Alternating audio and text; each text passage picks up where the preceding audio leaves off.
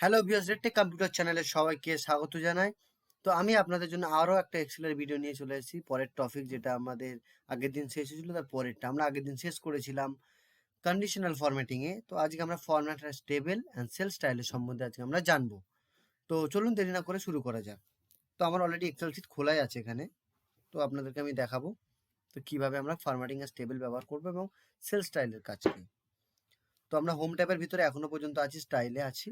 তো conditional formatting আমাদের হয়ে গেছে। ফরম্যাটার টেবিলে আজকে আমরা সম্বন্ধে জানবো। তো ওকে, ফরম্যাটার টেবিলে আমরা কি করতে পারি, কোন টেবিলের ফরম্যাটকে একটু সুন্দর করতে পারি। তো কিভাবে করব, তো আমি যদি টেবিলটাকে সিলেক্ট করি, করার পরে যদি ফরম্যাট অ্যাজ টেবিলে ক্লিক করি, দেখুন এখান থেকে আপনি যে কোনো ফরম্যাটকে চুজ করতে পারবেন। তো আমি যে কোনো একটা ফরম্যাটকে নিলাম, নেওয়ার পরে বলছে where is the data for your table. তো আমার এখানে ডেটার কলাম রো নাম্বার দেওয়া আছে, দেখুন পুরো টেবিল নাম্বার দেওয়া আছে, কোন কলাম থেকে কোন রো পর্যন্ত দেখুন পুরোটা দেওয়া আছে ডলার সাইনের ভিতরে। দেখুন আমার F1 থেকে শুরু করে এখানে আছে দেওয়া, দেখুন কত পর্যন্ত ওকে I11 পর্যন্ত। মাই টেবিল হ্যাজ হেডার, তো আমার টেবিল অলরেডি হেডার আছে। তো এই অপশনটা দেখাবো কি কাজ, তো অলরেডি আমার টেবিলে মানে হেডিংটা দেওয়া আছে। যদি হেডিংটা না দেওয়া থাকে, আপনি আলাদাভাবে হেডার যদি না থাকে, আপনার এখানে হেডারটা যদি না থাকে, তখন আপনি এটাকে বন্ধ করে দিতে পারেন, কারণ আপনার হেডার নেই, আপনি আলাদা করে হেডার চান। যদি হেডার থাকে তাহলে অপশনটাকে অন রাখুন, ওকে করে দিন। ওকে, দেখুন আমার টেবিলের ফরম্যাটটা চেঞ্জ হয়ে গেছে। তো দেখুন আমাদের টেবিলের ফরম্যাটটা যে চেঞ্জ হয়েছে, সঙ্গে সঙ্গে দেখুন একটা ড্রপ ডাউন লিস্ট আমাদের দিয়েছে। তো নর্মালি এটা আমরা সবাই জানি, অনেকে হয়তো আগে শিখেছি, বা যারা জানি না তাদের জন্য বলছে এটা ফিল্টার। তো আমরা কোনো ডেটাকে এটা দিয়ে ফিল্টার করতে পারি। দেখুন কোনো মানে ডেটাকে ফিল্টার করে শর্ট করে বের করতে পারি যে আমার শুধু এই ডেটাটা দেখার দরকার, বা ওটাকে ফাইন্ড করতে পারি ফিল্টার দিয়ে। তো এখানে আমার এমপ্লয়ি নাম্বার দিয়ে আপনি ফাইন্ড করতে পারেন বা ফিল্টার করতে পারেন, বা ডেজিগনেশন দিয়েও করতে পারেন, বা স্যালারি দিয়েও করতে পারেন। তো এইভাবে আমি এখানে ব্যবহার করতে পারেন। বা এক্সাক্ট পরেরটা আমি আসবো যে যদি আমার কাছে হেডার না থাকে, তো আমার আরেকটা শিট এখানে রেডি করা আছে। তো আমি সে টেবিলটাকে সিলেক্ট করে নেব একবার, নেওয়ার পরে চলে যাব ফরম্যাট অ্যাজ টেবিল। ওকে, যে কোনো অন্য একটা আমি এটাকে সিলেক্ট করলাম। ওকে, দেওয়ার পরে মাই টেবিল হ্যাজ হেডার নেই, তাই জন্য অটোমেটিক্যালি উঠে গেছে, ওখানে দেওয়া নেই। আপনি যদি দিয়ে দেন তাহলে ও এটাকে হেডার মনে করে নেবে। তো আমি এটাকে অন করব না, ওকে করে দেবো। দেখুন আমার নতুন ওপরে দেখুন একটা কলম ওপেন হয়ে গেছে, সরি রো একটা ওপেন হয়ে গেছে, দেখতে পাচ্ছেন।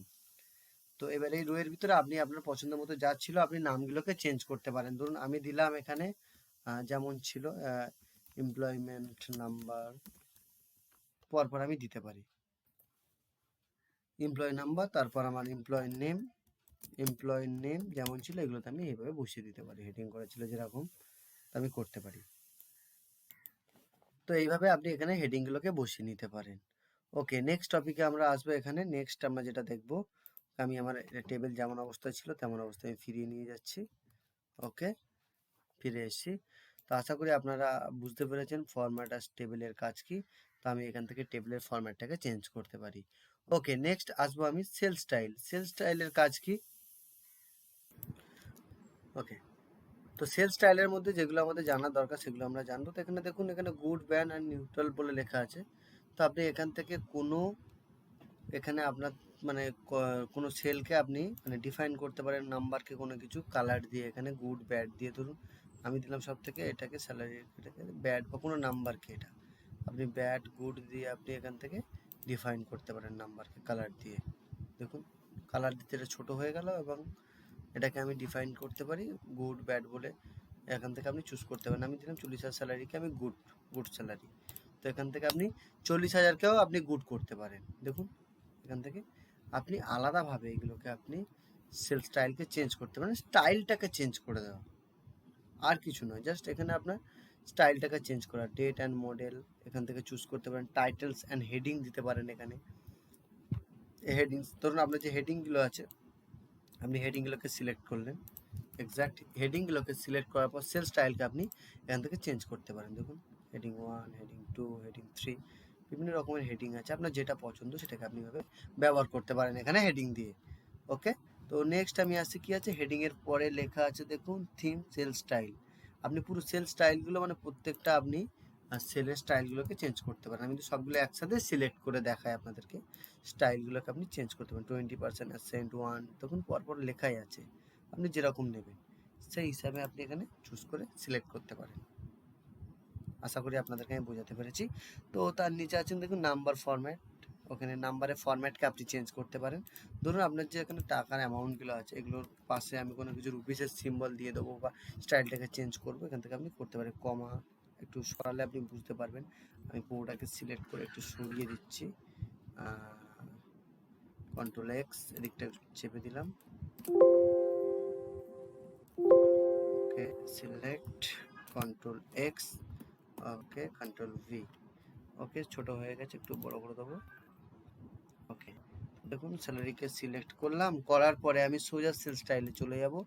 দেখুন কমা, দেখুন টাকার অ্যামাউন্টের পর যেখানে যেখানে কমা দেওয়ার দরকার, ডট দেওয়ার দরকার, সেটা চলে আসে। একটু বড় করলে বুঝতে পারবেন।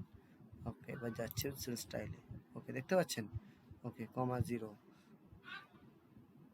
দেখতে পাচ্ছেন কারেন্সি, আপনি এখানে কারেন্সি দিতে পারবেন, ওকে পরপর আপনি পার্সেন্টেজ।